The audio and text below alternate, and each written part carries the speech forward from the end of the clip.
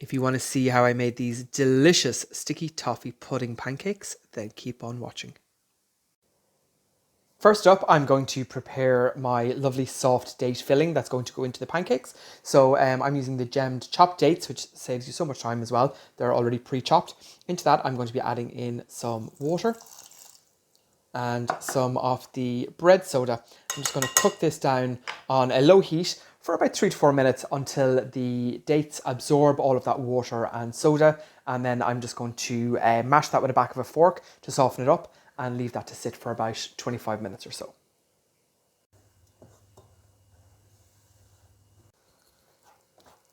My dates have been cooking now for about 2 minutes. So as you can see, all of that lovely water and soda has been absorbed in and you're left with this nice thick paste. So this is really hot at the moment. So again, for about 20 minutes. So I'm just going to let this chill down, and that's going to be added in to the pancake batter. Next up is our delicious toffee sauce. This is one of the easiest sauces you're going to make because it's literally add all the ingredients in and cook it down. So into my pot, I have already added in my brown sugar and my treacle.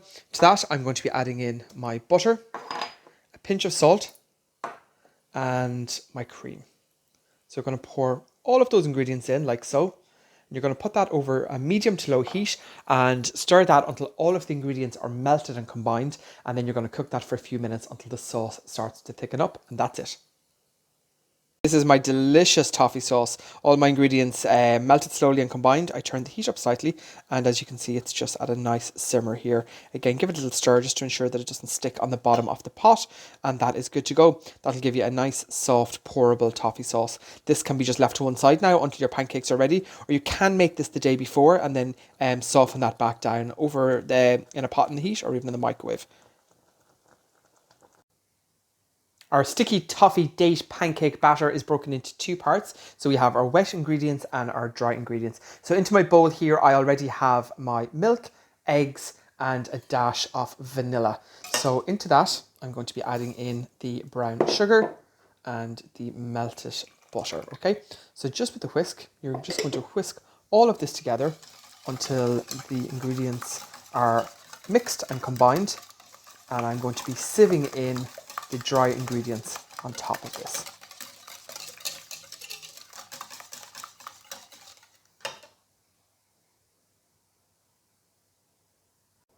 To my wet ingredients, I'm going to be adding in my dry, which is my self-raising flour, and that is a teaspoon of mixed spice.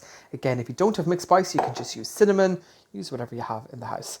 So again, just sieving that in to remove any lumps, to mix our mixed spice and our self-raising flour, and again, just to get some nice air in there. And just with the spatula, I'm just going to mix this now until it all comes together. I have a lovely thick pancake batter, as you can see here. And to that now, I'm going to be adding in my cooled dates. Just going to be adding them in like so. I'm just going to be mixing all of that together until our dates are nice and combined all the way through the batter.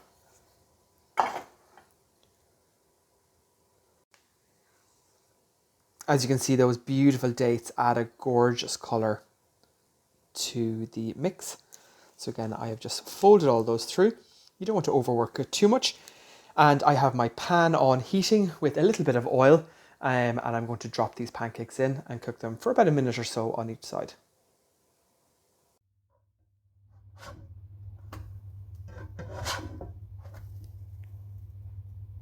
And that's it, guys. That's my super tasty sticky toffee pudding pancakes. I have just finished mine off here with a little bit of whipped cream and some chopped walnuts and drizzled that beautiful toffee sauce all over. And trust me when I say they are the nicest pancakes you'll make this year. How do I know? Because I'm nibbling here in the background. Super gorgeous, super easy to make. And if you do make them at home, please do let us know.